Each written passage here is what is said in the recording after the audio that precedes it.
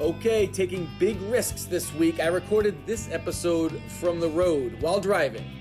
Let's take a quick look at this Hunter Biden New York Post story and how Facebook and Twitter have now officially joined the infamous ranks of the nation's disgraced media network. Then the Amy Coney Barrett confirmation hearings confirm just how crooked and radical Democrats are, always forcing Republicans to expend ludicrous amounts of energy defending principles every American should, as a prerequisite, have already agreed to.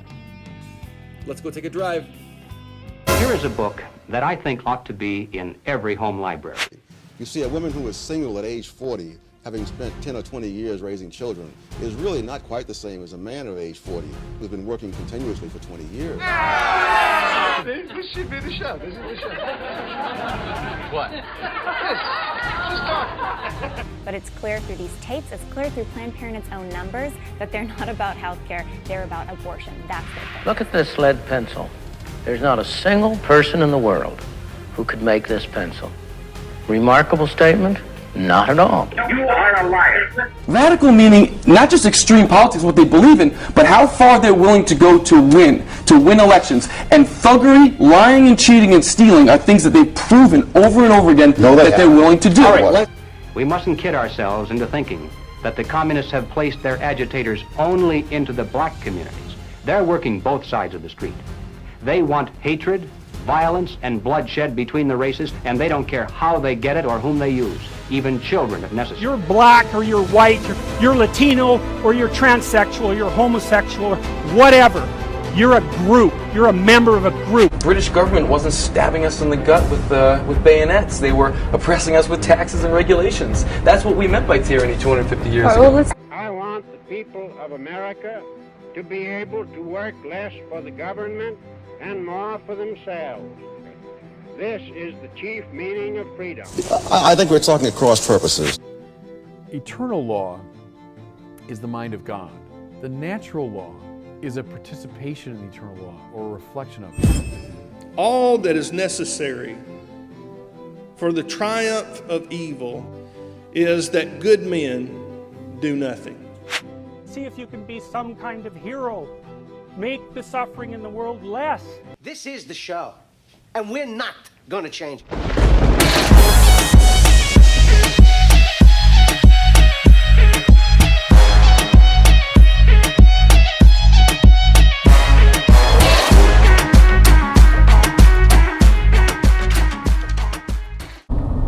All right, welcome to Good Men.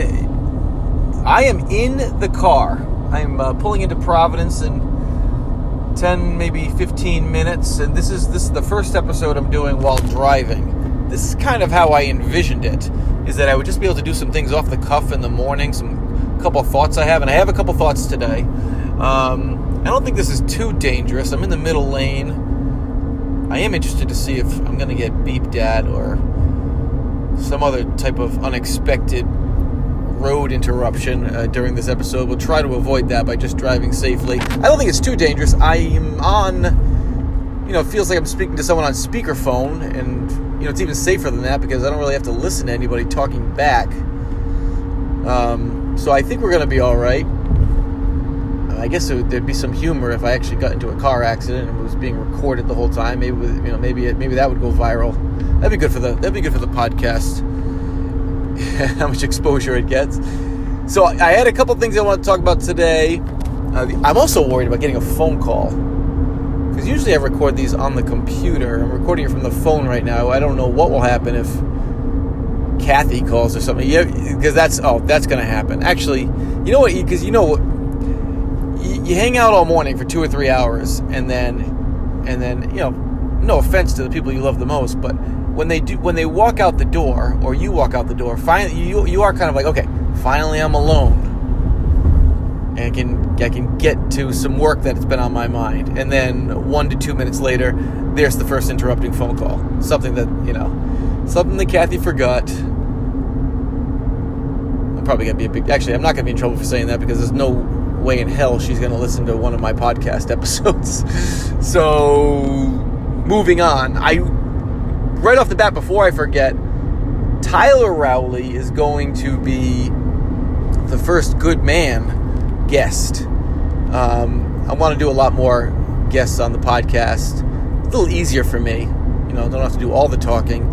But I also realize that there are other people out there doing some good things and have good things to say.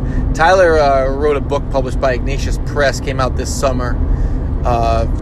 If you're interested in the church at all or fatherhood at all, it's just really, I've been watching him do some interviews, and I've obviously read his book. Tyler's my younger brother, and we're going to talk to him maybe for a full hour and tell us a little bit about his book. But I'll record that one next week with him, and maybe you'll see it the following week.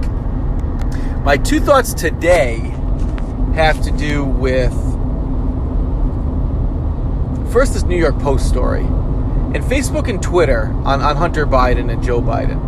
Facebook and Twitter kind of gave this two angles now, and I don't know which is more explosive.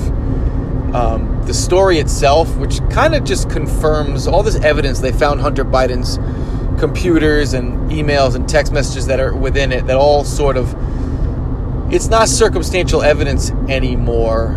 It's not rumor, innuendo.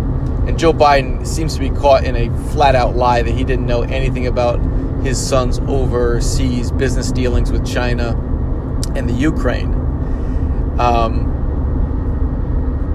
But the fact that Facebook and Twitter blocked a legitimate news story from the New York Post 3 weeks out before a presidential election. So, it's this October surprise, but, if there's an October surprise that falls in the forest and nobody reads it,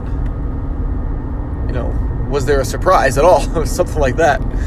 And I don't know what the bigger story is. I also don't know if it ended up backfiring in a good way for the conservative Republican, Trump's cause here.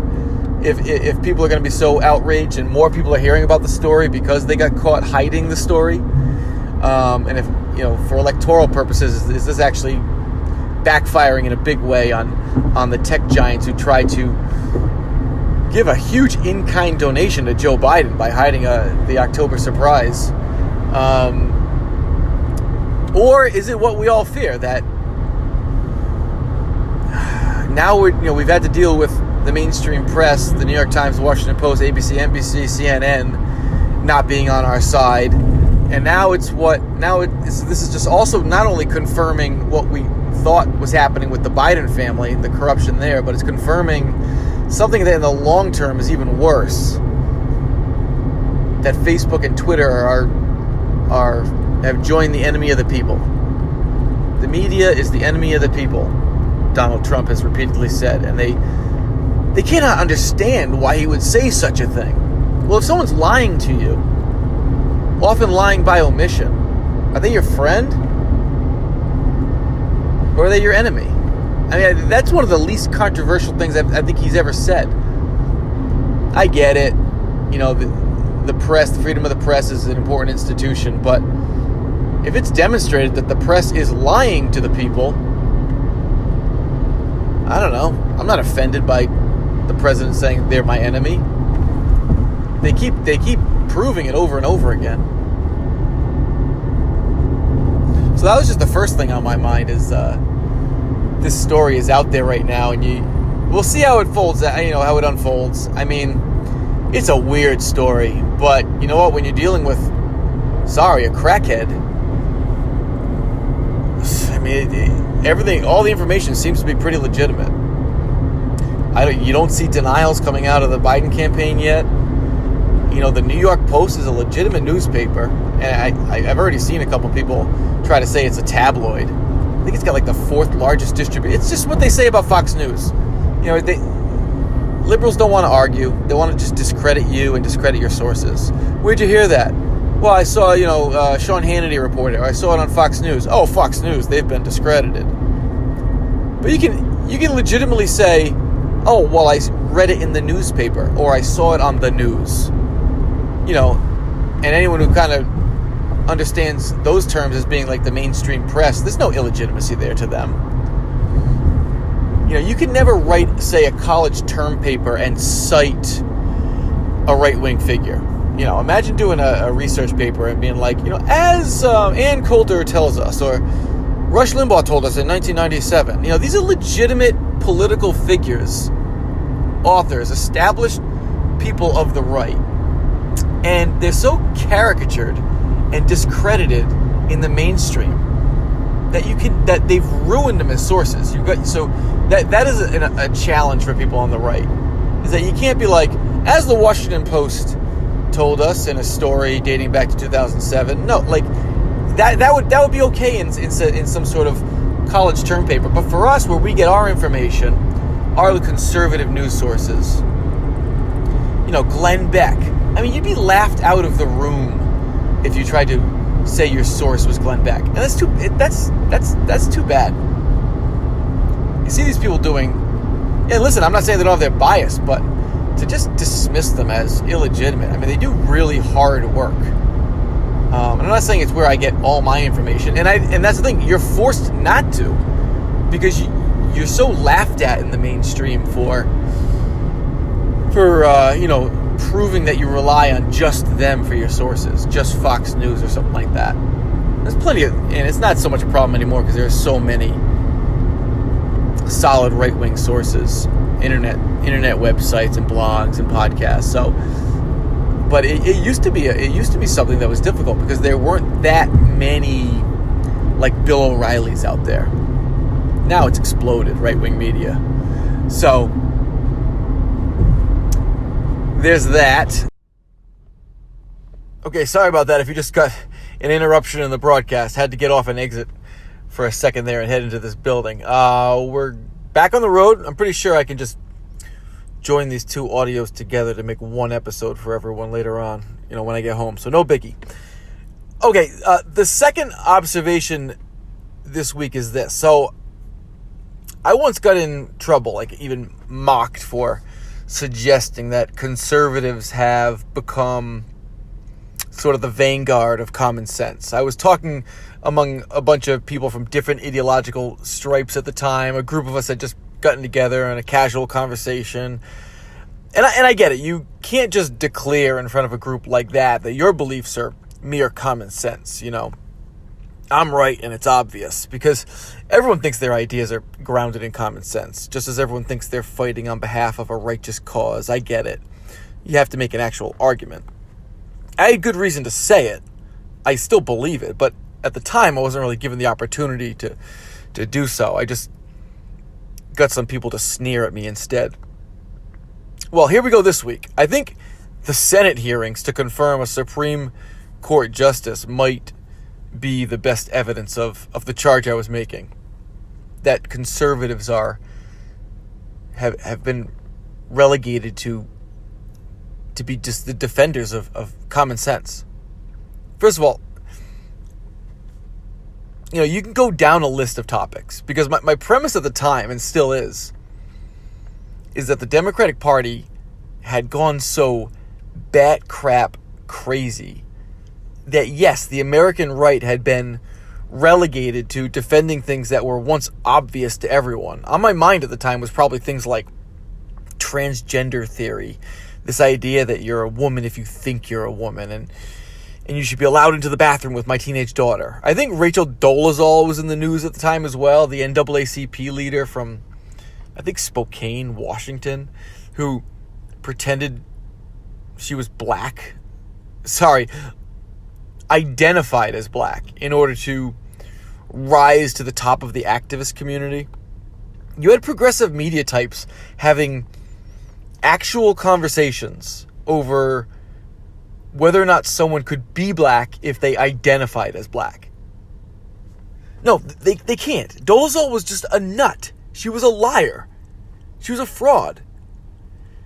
But you might remember those conversations about identity and what you believe, and hey, if you believe you're a man, if you believe you're black, it was absurd. It's absurd. And I just feel like we go to these levels of absurdity with the left all the time. What else? I mean, I don't know. Maybe that marriage is actually a union between one man and one woman. That was going on at the time, I think. As of 2012, Barack Obama hadn't even evolved on that question yet. And then there are things like protecting the border. You're now racist for thinking a nation should and has a right to do so. Voter ID, also racist for adding that basic protection. Free speech is on my list. I mean, I thought we were all for free speech. Conservatives for a long time have had to justify their existence and fight for space on the platform before even beginning to delve into policy arguments. That is a disadvantage from the get-go, having to prove that you're actually human before they let you speak. So, these were all things that we used to share, used to be common sense American values. I mean, think low taxes. I mean, we're American, for God's sake. But who's pushing for things like the Scandinavian model, socialism, Bernie Sanders socialism, government influence that is so big that middle-class taxes rise over 50%. I mean, this Bernie Sanders stuff. I think Providence, last time I checked, had the second highest business property tax rates behind Detroit or something. So the point was this. Because the Democrat Party had been so ensnared by the radical left, and because the media is in their corner, it has resigned Republicans to meeting them on the field of crazy before we can even broach the things we really want to do in terms of drastically shrinking the government and returning to strict constitutional practices. It's a serious disadvantage. And that's the point I was trying to make. For the scope of the conversation to be so shifted to the left. Okay, so back to the Amy Coney Barrett hearings this week. For now, take this term originalism or textualism. Well, first, coupled with the simple idea that a justice is supposed to interpret the law, not craft the law for everyone. That is the job of the other two branches of government. Amy Coney Barrett repeated it 1,000 times this week. My job is to look at the statute, to judge cases by the letter of the law. A judge should be interpreting the Constitution, not crafting legislation from the bench. That's your job, she said, as she was responding to questions from U.S. senators. 9 lawyers in robes shouldn't be these American oligarchs who should be able to wake up in the morning and simply overlay their policy whims over millions of people. She kept repeating it because first of all, it's worth repeating, but also because Democrats were pressing her on hypotheticals such as Roe v. Wade and Obergefell, the gay marriage decision, Obamacare. These were sort of the elephants in the room, and they're huge concerns for Democrats, obviously. And the projection Democrats make, and we saw this overtly with Senator Feinstein when she was so concerned over Barrett's Catholicism, that the dogma lived loudly within her, is that Christian conservatives won't be able to ignore their religious teachings or personal policy wishes and actually do the job of a justice. It's these secular, progressive radicals who just can't imagine someone having that type of discipline, actually doing the job of a justice. Someone who can actually abstain from judicial activism. That's so damn foreign to them that this obsession with this handful of issues kept coming up. So that's partly why Barrett, over the course of several days, had to repeat it so many times. So here's the thing. I watched much of the hearings, particularly the Democratic questioning, and not one of them objected to Barrett's assertions that the Supreme Court should not be used as a super legislature. All of them nod along to that. Not one of them, slammed his desk in frustration, stood up and said, "Are you nuts? Of course judges should be able to rule as they see fit." No, the role of a justice is to decide cases according to the strict meaning of the laws passed by the letter of the law. I mean, it's such a pretty cliche. No one dares object to it. And Democrats did not object to it. That's the point. Democrats didn't even challenge the allegedly controversial originalist philosophy that Barrett adheres to, which is sort of related to this idea that you don't legislate from the bench. It's a little more complicated than that, concerns over precedent and other stuff, but originalism basically says that, barring any other reason, the Constitution and other ancient statutes should be interpreted as they were originally intended to be understood. I mean, no offense to the late Justice Scalia, who made originalism so famous. You know, he was sort of its primary champion. But what's so objectionable about that? It basically was a reactionary form of common sense to the spread of judicial activism. But somehow it became considered like the workings of genius. But the idea that enough time could pass and that could somehow allow judges to ignore or skirt standing law, it seems obvious to me that that would bring us back to this original pretext that judges shouldn't be legislating from the bench. You got a problem with a long-standing, even antiquated statute, do the work, pass a new law, or get enough votes to abolish the old one, whatever.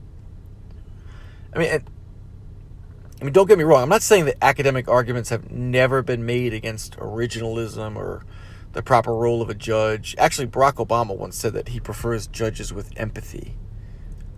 But nobody seems to be willing to do it off the cuff, on camera, with someone as smart as Barrett right there to put you in your place if you do. And basically because judicial activism is BS. It's lawyering, legal maneuvering garbage. And here's the point I want to make. As you watched Democrats nod along to this idea that judges shouldn't be legislating from the bench, that would be a form of tyranny itself, you still had every Democrat asking Barrett, well, what about Roe? What about Obergefell? What about gay marriage? What about the Affordable Care Act? Constantly, it was their concern that these cases would someday be overturned with Barrett's approval. People have worked really hard for these rights, they kept arguing. And we know they adore Ruth Bader Ginsburg, who championed the notion of judicial activism and advancing like new age, faddish political issues through the power of the courts. We know Obama once said he prefers judges with empathy. One senator, I'm not going to be able to remember which one, asked Barrett if she ever considers the effect on people when she's deciding cases. And, she's too polite to roll her eyes at that question, but she basically put them in their place by informing them that, every case, has a plaintiff and a defendant. Every case affects someone's life. There's going to be a winner and a loser. Someone's going to be happy and someone's going to be upset, obviously.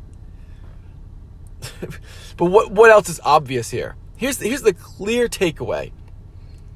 Democrats know Barrett is correct. That all conservatives are correct when they emphasize the role of the judiciary.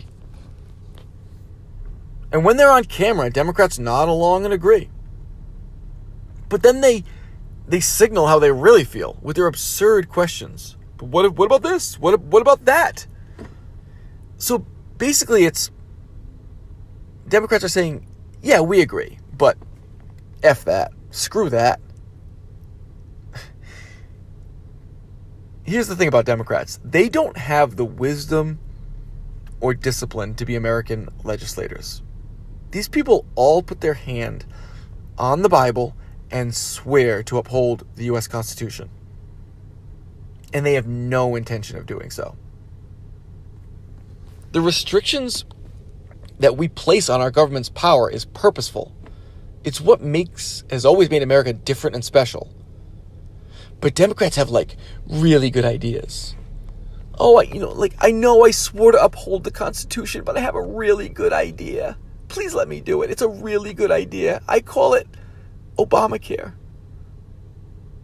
And I'm going to do it anyway. They don't have the discipline, the restraint, the wisdom to see the folly in anything they do. I want to judge with empathy. These people are children. And the politics here was so obvious, particularly with the Obamacare question, or the concern over the Affordable Care Act being struck down.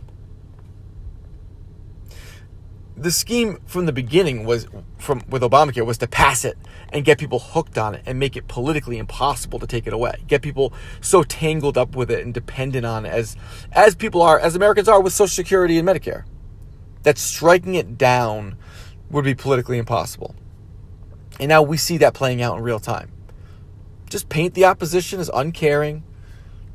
When you suggest that the loss of Obamacare will mean the loss of insurance, then the loss of health care, and then the loss of life, they were trying to get Barrett to say something awful like, well, so be it. I mean, she's too smart to have said something like that to give them the soundbite that they want. Not that would be the right answer anyway, but watching these hearings, you just wanted Barrett to stand up, literally stand up at one point and say, "You freaking hypocrites. Did you not hear what I just said, what I repeated 1,000 times? You know what my job is, and you don't even have the guts to disagree with me. If people lose their health care plans and die, as you claim, then it's your fault. Stop starting the story in the middle where I'm actually doing my job, striking down an unconstitutional law that you passed. You're the ones who trapped people inside an unconstitutional system and then sneered them in this mess, not me. So if you're so concerned that I'll actually do my job and do it well, then you get back to the drawing board. You go figure something out. In the event that it's decided that Obamacare is what everyone knows it is, which is an un-American, unconstitutional, behemoth piece of legislation rammed down everyone's throat that failed in a variety of ways. So anyway, yes, common sense. Judges shouldn't craft policy from the bench. It's something that clearly on paper everyone agrees with. But we know who we're dealing with here. People who adored Ruth Bader Ginsburg for doing the exact opposite of that. People who want to judge with empathy.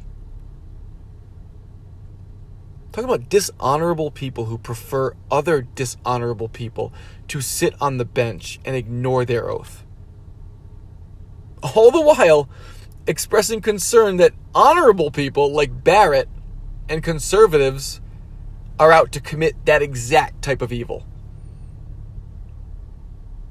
And my point is that being forced to deal with these types of people always has us spending time defending and arguing for what should be considered common sense policy here in the United States. So, conservatives are the vanguard of American common sense anyway.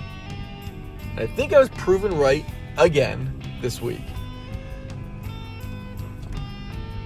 Anyway, probably time to shove off as I pull into Providence here. So chew on all that. This wasn't bad. Didn't get pulled over. No accidents. And I think we'll do some more shows from the road in the future. But not next week. Like I said, younger brother Tyler Rowley is up next with his book, Because of Our Fathers. 23 Catholics tell how their father led them to Christ. Don't miss this one. It's going to be really good. For now, all right, take care. This good man has got to go.